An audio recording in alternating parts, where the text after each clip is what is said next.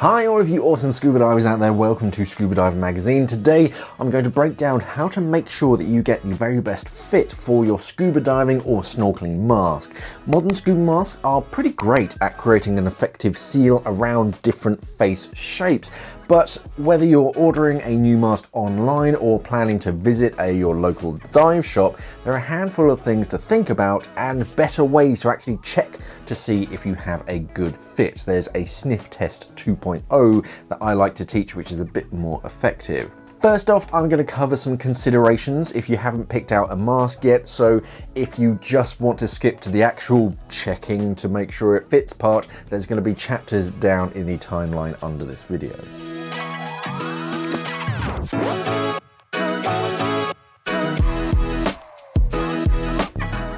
The first thing that you need to do when you're choosing a mask is to choose the right mask. Masks today come in different shapes and sizes. Most masks will come in just one standard size, but there are some masks out there which will come in small, medium or larger sizes, or just normally it's just a standard and a medium size for smaller face shapes. And you also can find some masks that come in different shapes altogether. Some masks will have an Asian fit with a mask skirt that's designed to fit an Asian face shape better. They sometimes name it something vague like sunrise, but yeah, they're designed for a more Asian face. So if you often find it hard to find a mask that fits you properly and the masks that you've used before just leak a lot, then it may be worth looking at a different shape or a different size mask. It may not be the issue, just as long as you're aware that there are different sizes and shape masks available today. They just require a little bit more searching, but not every single mask design will come in different sizes, but there are some out there.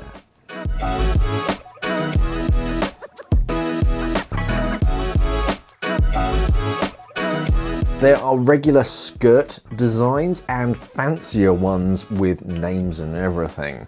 Most diving masks will have this kind of double seal, so that there's a wider sealing area of silicone that touches your face and creates that wider seal.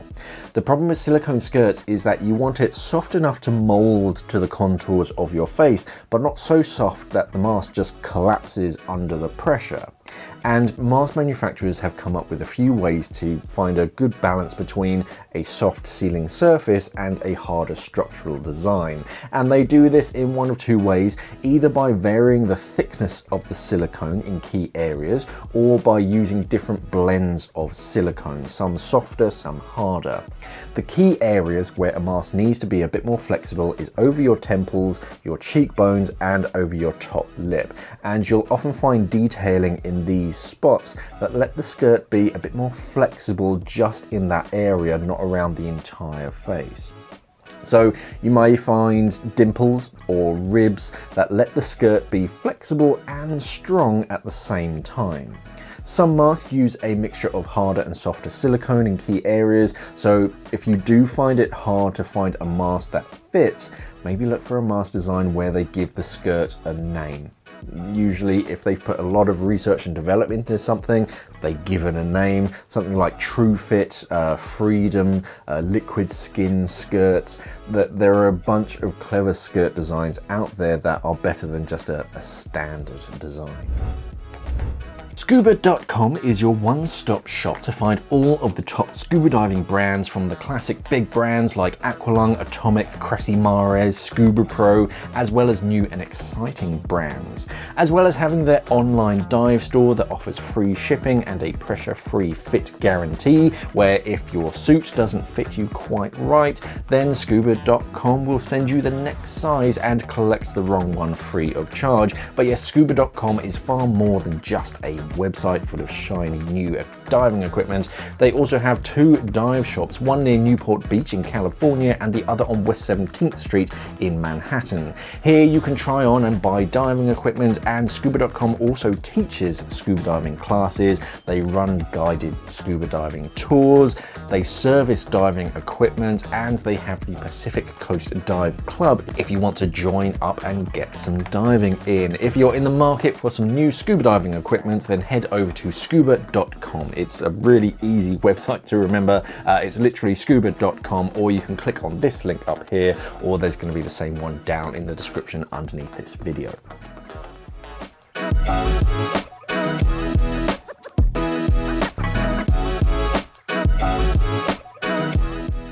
Right, you've got a mask in front of you and you want to check to see if it fits you properly without actually jumping into the water, because as soon as you do, that makes it really hard to return your mask. So most divers and dive centers recommend the sniff test. Personally, I recommend the sniff test 2.0, but I'll go over the basic one first. So the sniff test is simply popping the mask strap in front of the mask, placing the mask up to your face, and then gently inhaling through your nose, and your mask should stick to your face. You're not going to snort the mask up and pop a blood vessel, just a gentle sniff, and the mask should just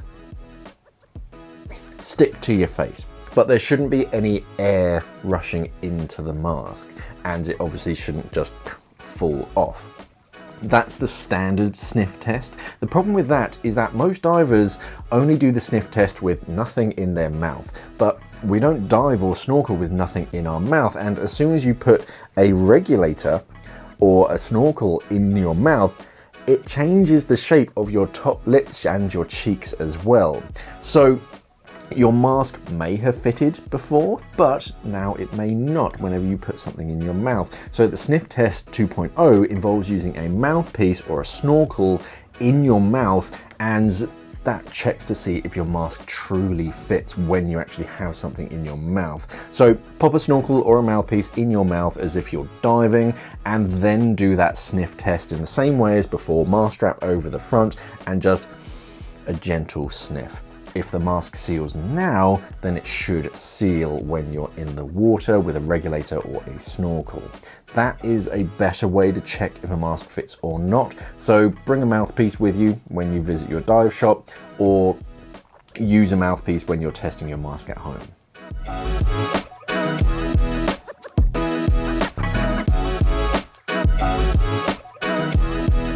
A lot of divers are so keen to keep water out of their mask that they just pull on their mask strap so tight that it actually deforms the mask into their face, and that in turn creates a leak. They get water in their mask and then they tighten the mask strap even more, and that makes it even worse. The mask strap is there to just stop your mask from falling off your face. It doesn't need to be particularly tight. Loosen both straps all the way, pop the mask onto your face, and then gently pull the mask strap over the back of your head. The strap itself should go fairly high up. A lot of divers place it quite far down so the back is actually on their neck, but this can crush your ears and be annoying on long dives. So if you feel the back of your skull, you should find kind of a hard notch sticking out. That's the external occipital protuberance. Your strap should really be above this notch. It might feel quite high up on the back of your head, but that will keep the mask strap above your ears and your mask should stay in place. Pull on your mask strap until you start to feel resistance. It should feel quite loose at first, but then when it gets tight enough, you will start to feel a bit of resistance, and that's about as tight as it really needs to be. If your mask is loose on your face, then yeah, it might need a little bit more tension. If you can give your mask a little wiggle and the seal stays in place, perfect. That's all you really need. Put that extra strap to stop it from flapping around in a strap retainer and you're good to go. If you have a modern fabric strap like this one, they typically have a pair of hooks and they hook onto the round cylinder pin in the buckle, and then you need to slide a buckle to tighten and loosen that strap. Some, like this one, may have a second buckle. This is your snorkel keep, because they're a lot wider. A lot of snorkel keeps don't actually fit over the top of it, so they actually fit a separate buckle onto it.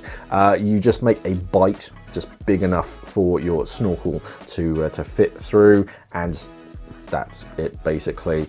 This does change the overall length of the strap, so do this before you adjust the overall length. Once your mask strap is tight enough, just take note of the rough length. Sometimes the mask slips through the buckles and it's nice to know roughly how tight it used to be. And remember that you need to prepare your mask before you actually take it to going diving to help prevent it from fogging up.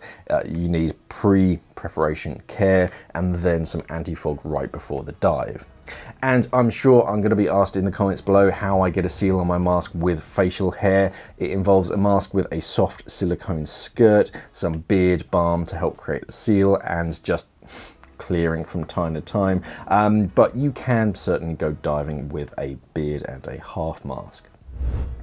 And that's it really. The main trick is to use a mouthpiece when you're checking your mask fit. Too many divers try a mask on, find that it fits, buy it, and then they go on the dive and it leaks because they have a snorkel in or a regulator in their mouth now and their cheeks have changed shape just a little bit. It's also better to be a bit of a miserable diver. Every time that you smile underwater, it creates creases and changes the shape, and then it just lets water into your mask. So if you do smile underwater, be prepared to clear your mask by looking up and breathing out through your nose a little bit to push the water out. Remember to head over to Scuba.com, today's sponsor, if you're in the market for a new dive mask, and head over to our website, scubadivermag.com, to check out some of our equipment reviews. But before you leave, subscribe to the channel here. Thank you for watching, everybody, and of course, safe diving.